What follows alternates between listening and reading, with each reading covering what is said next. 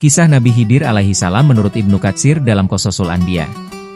Dalam kitab Qasasul Anbiya, Al-Hafiz Ibnu Katsir mengisahkan perjalanan spiritual Nabi Musa alaihi salam yang bertemu dengan seorang hamba Allah yang penuh misteri dan kebijaksanaan, yaitu Nabi Khidir alaihi salam. Kisah ini menjadi salah satu bagian paling menakjubkan dalam Al-Quran, tepatnya dalam surah Al-Kahfi ayat 60-82.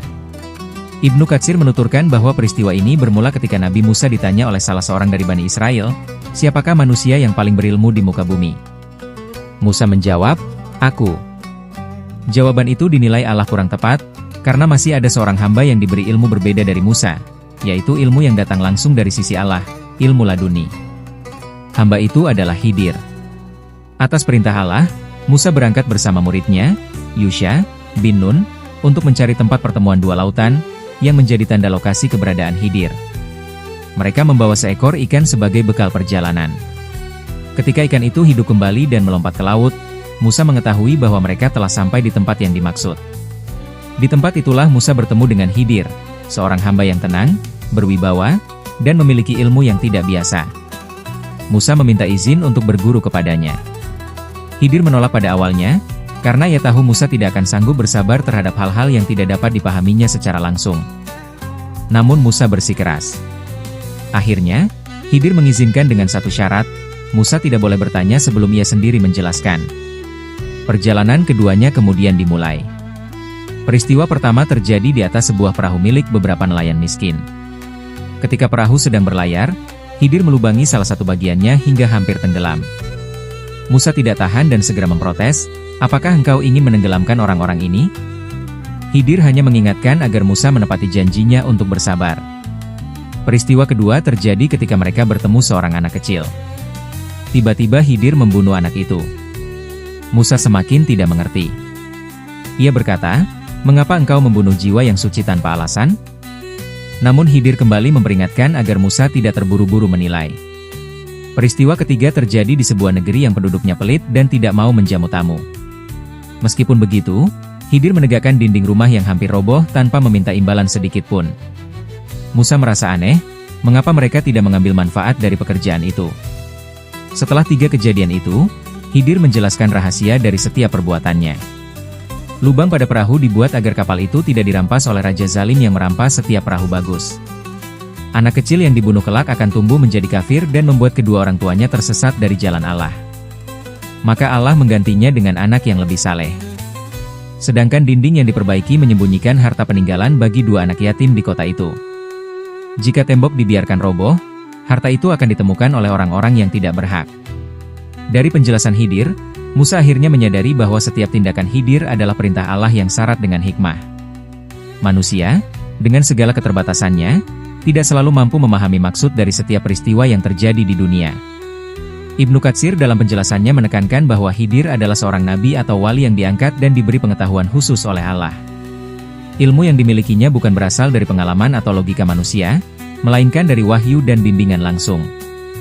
Melalui kisah ini, Allah mengajarkan bahwa ilmu manusia sangat terbatas, dan di atas setiap orang berilmu, ada yang lebih berilmu lagi. Kisah ini juga memperlihatkan kerendahan hati Nabi Musa, seorang rasul besar yang tidak segan untuk belajar dari seorang hamba Allah lainnya. Ibnu Katsir menafsirkan hal ini sebagai pelajaran tentang adab menuntut ilmu, yaitu kesabaran, ketawaduan, dan pengakuan atas keterbatasan diri. Pada akhirnya, kisah Musa dan Khidir bukan hanya cerita tentang pertemuan 2 tokoh, tetapi juga tentang hakikat takdir dan kebijaksanaan ilahi. Sesuatu yang tampak buruk di mata manusia bisa jadi membawa kebaikan, sementara yang tampak baik belum tentu mengandung berkah.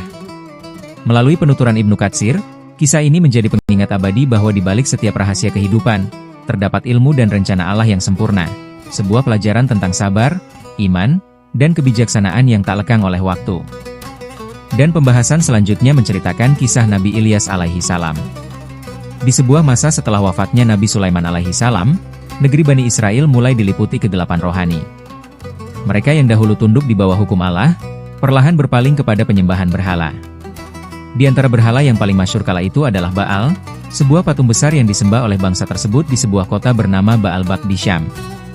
Dalam masa penuh kesesatan itulah, Allah mengutus seorang nabi mulia dari keturunan Harun alaihi salam. Dialah Ilyas bin Yasin, seorang yang lembut hati, tegas dalam kebenaran, dan menyeru kaumnya agar kembali kepada ibadah kepada Allah semata. Ibnu Katsir menuturkan bahwa Nabi Ilyas berdiri di hadapan kaumnya seraya berkata sebagaimana termaktub dalam Al-Quran. Mengapa kamu tidak bertakwa? Apakah kamu menyeru Baal dan kamu tinggalkan sebaik-baik pencipta, Allah Tuhanmu dan Tuhan bapak-bapakmu yang terdahulu? Asy-Syaffat 124-126. Seruan ini mengguncang hati sebagian kecil dari mereka, tetapi kebanyakan kaum Ilyas menolak dengan sombong. Mereka telah tenggelam dalam harta, kemegahan, dan kekuasaan. Raja mereka yang zalim bahkan menjadikan penyembahan berhala itu sebagai lambang loyalitas terhadap kerajaan.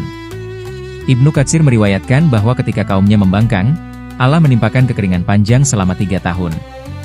Tanah menjadi retak, sungai-sungai mengering, dan kehidupan nyaris punah. Dalam masa sulit itu, Nabi Ilyas terus mengingatkan mereka. Ini bukan sekadar musibah, ini peringatan dari Tuhanmu agar kamu kembali kepadanya. Namun, kesombongan telah menutupi hati mereka.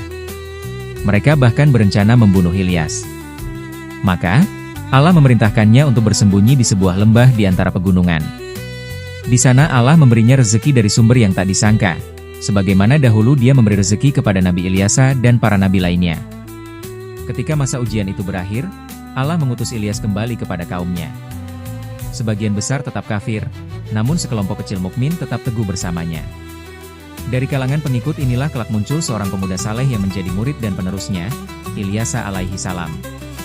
Ibnu Katsir menyebut bahwa Ilyasa diangkat menjadi nabi setelah Ilyas, untuk melanjutkan dakwah tauhid di tengah kaum Bani Israel. Tentang akhir hidupnya, Ibnu Katsir menuturkan 2 riwayat. 1. Sebagian ulama mengatakan Ilyas wafat seperti nabi-nabi lainnya, dan Allah mengangkat derajatnya di sisinya. 2. Namun ada pula yang meriwayatkan bahwa Ilyas diangkat ke langit, sebagaimana Nabi Idris alaihi salam, dan hingga kini hidup di alam yang hanya Allah mengetahuinya. Ibnu Katsir tidak menegaskan secara pasti riwayat kedua ini, namun menekankan bahwa keduanya menunjukkan kemuliaan besar Nabi Ilyas sebagai utusan Allah yang sabar dan teguh di tengah kaum yang membangkang. Ibnu Katsir menutup kisah ini dengan penekanan pada nilai-nilai moral yang tinggi. Keteguhan Ilyas dalam menghadapi tekanan penguasa dan kaumnya. Ketulusan dakwah tauhid meskipun tanpa hasil besar di dunia. Bahwa kemenangan hakiki bagi para nabi bukanlah pada jumlah pengikut, melainkan pada kesetiaan kepada perintah Allah. Maka, kisah Nabi Ilyas alaihi salam dalam Qasasul Anbiya, bukan hanya kisah sejarah, tetapi cermin bagi umat setelahnya. Ia mengingatkan bahwa iman tidak diukur dari banyaknya pengikut, melainkan dari keteguhan dalam kebenaran. Dan kami tinggalkan untuknya, Ilyas, sebutan yang baik di kalangan orang-orang yang datang kemudian, kesejahteraan atas Ilyas. Asy-Syaffat 129-130